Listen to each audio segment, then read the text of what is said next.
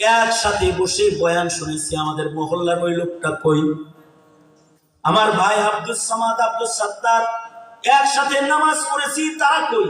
জিজ্ঞাসা করবে, আল্লাহ তাআলাকে বলবে, আল্লাহ এরা আমার মসজিদের সাথী, এরা আমার তাবলীগের সাথী, এরা আমার মাহফিলের সাথী, এরা আমার ইমানি আন্দোলনের সাথী, এরা আমার ইবাদতের সাথী, এরা আমার নেক কাজের বন্ধু, তারা কোথায়?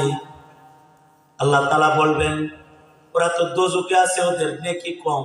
ঠিক আছে, তোরা জান্নাতীরা যেহেতু দোজখের আমার ওই বান্দাটার ইবাদতের সাক্ষ্য প্রদান করলি, তোদের সাক্ষীটা আমি কবুল করলাম।